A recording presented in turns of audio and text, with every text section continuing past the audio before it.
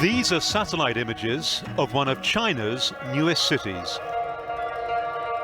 A sprawling urban centre, complete with public buildings, hotels and apartment blocks. And this is the view from the ground. 11 a.m. on a Thursday morning and Zhengzhou CBD is deserted. Shops unoccupied, hundreds of apartments uninhabited. All the shops in this mall are empty. Not that that worries the government, because they're simply more concerned with maintaining economic growth. And one way of achieving that is building cities like this one. The big question, though, is how much longer all these shops and properties can remain vacant. But all around me, the construction of this metropolis goes on. And here, in the southern city of Dongguan, yet another example. This is the South China Mall. Toy shop owner Tian Yu Gao is doing his best to keep his spirits up. But it's already after 2 p.m. and he's yet to serve a single customer. Do you get very lonely in here? 嚟呢邊開鋪咧係有啲無聊㗎，客人太少啦。 But then slow days are what he's used to. When was the last time you sold something? 琴日啊，琴日都有買一個，有時幾日都有嘅，2日都有。His shop is a rare sight in the Great Mall. The majority of this vast shopping centre remains as empty as it did when it opened 6 years ago.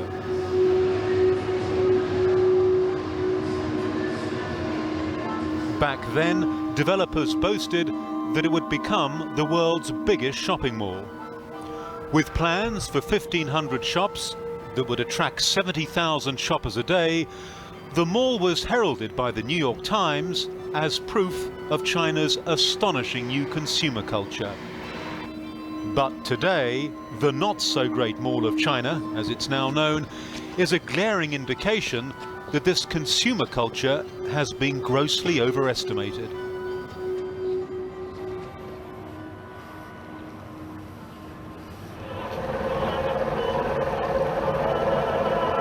A gondola ride through the mall lasts 20 minutes and takes you past an unsettling and almost unending vista of emptiness.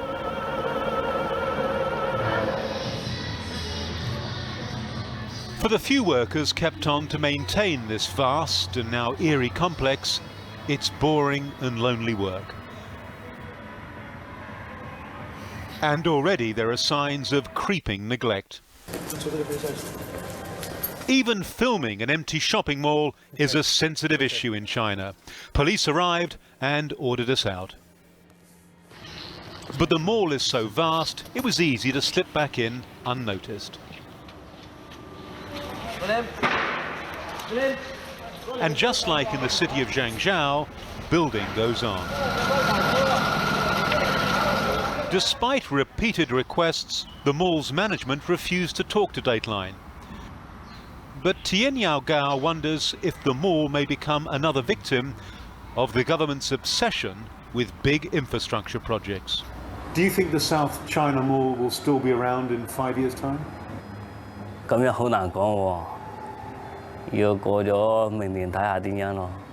自己感覺。感覺睇下佢話2樓已經租出去啦，如果2樓租得出去有人嚟嘅話，就有機會啦。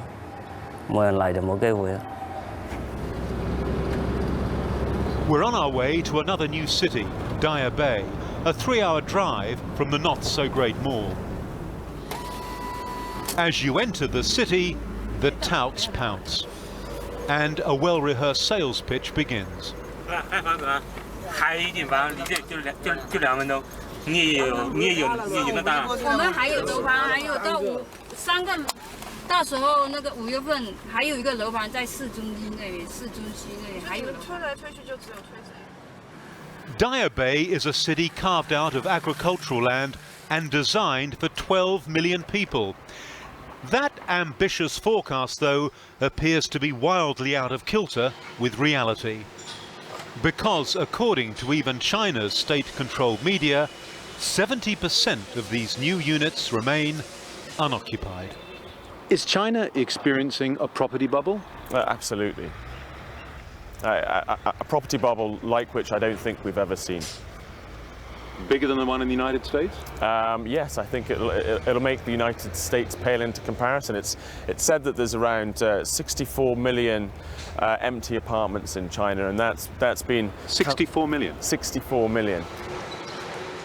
Gillem Tulloch is a Hong Kong-based analyst who's been investigating China's residential and commercial real estate market. He maintains that there's massive oversupply and overvaluation of properties right across China. It's essentially the modern equivalent of building pyramids. It doesn't really add to the betterment of people's lives, but all it does is it promotes GDP growth. And maintaining economic growth is the government's #1 priority. It's basically happening because China is a command economy, and the Chinese government can basically dictate where resources are spent. And so if the order goes out to build, local governments build? That's right. If the central government sets a GDP target, they have to meet that target, and the easiest way to do it is just to build. Isn't all this construction a good thing? It's creating jobs, it's getting the economy moving. That's good, isn't it? Yes, but people forget that it's not the quantity of GDP that matters, it's the quality of GDP, and essentially they're just building stuff for which there's no demand. And ultimately that means they're creating a large problem in the future. Prices for units here range from $70,000 to $100,000. A fortune in a country where the average worker's annual wage is around $6,000. But units here are selling, the vast majority as investment properties whose owners live in other parts of China. The agent bundled this prospective buyer away before we could talk to her. You've come here today, you've had a look around. What was your impression? It's pretty alarming. It's incredibly interesting. I don't think there are many places in the world like this. I mean, we've seen empty apartments, empty condominium projects. Do you imagine any of these apartments will be occupied in 5 years? I think the occupancy rate in 5 years will still be about 25%. But, you know, if they bring the prices down to close to zero, I'm sure some people will move in. Well, here's the thing. You've got millions of Chinese who, like people anywhere else, dream of owning a home, and they can't. That's right, these are far too expensive for them. Millions of expensive empty homes and millions of Chinese who can't afford to live in them. George Jiao is one of them. His rented home lies at the end of a narrow alley in the capital, Beijing. He knows that one day soon all this will be demolished. In its place, more upmarket condominiums, like the ones that tower above his neighbourhood, a daily reminder of his own frustrated efforts to buy a home. He and his wife live in a single room off a small courtyard. 这儿你看1户2户3户4户5户6户7户8户9户10户人，一家基本上就2个人。Family, each family. 对对。你要洗得在哪儿洗？外边洗。外边洗。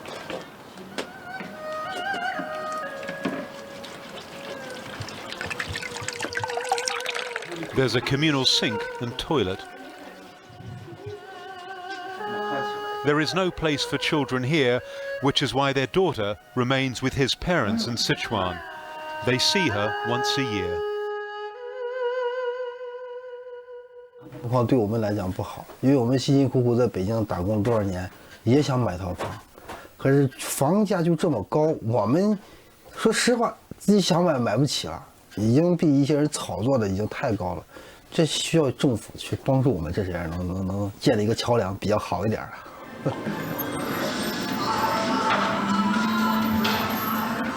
George and his wife both work 6 days a week in a beauty parlor. Their combined salaries are around $900 a month, of which a quarter goes on rent. He says owning a home should not be a dream, but a basic human right.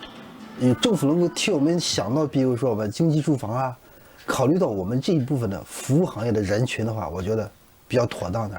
目前这个我也不看好，我也不喜欢政府这样子做，哎。 Zhao Gang also knows all about the difficulties of home ownership. He shares a 2-bedroom apartment with 9 other people, including a married couple. Ironically, he's a government property developer.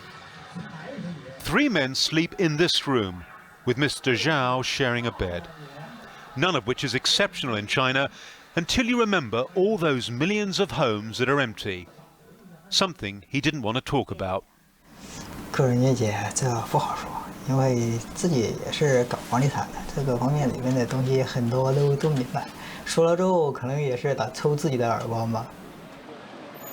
But trouble is looming if the lack of affordable housing continues, warns this prominent sociologist. 所以说呢，中国最担心的事儿就是两极分化，因为邓小平选集第3卷第139页里头有一句话。 叫如果导致两极分化，改革就算失败了。而现在中国就是两极分化，而且还在分化，这就是非常令人担心的事了。He fears a deepening of social divisions. 这就是两极分化呀！两极分化的，就是两极分化，最后引起来是阶级矛盾呢。最后就是要所谓的这个穷人要闹革命啊。 A 2-hour drive from Beijing. I'm being shown a duplex with an asking price of almost $300,000. It's a development called Green Island, though it's anything but outside. From the window, a smoggy view of another old neighbourhood developers have earmarked for demolition. So this will go next? Yeah. Then those people will move in. To here? Yeah. An unlikely prediction, considering buyers are required to pay 50% of the asking price up front, and the balance within 3 years. Such stringent terms, which keep so many workers out of the market, are also the reason why China has yet to experience a US-style credit implosion. 然后像你这样的高端人士是吧？住在里面的话，小区特别安静，特别适合你，是不是？住里面环境特别好。 Who will come to live here? People can't afford a house in Beijing. Yeah. But they haven't come yet.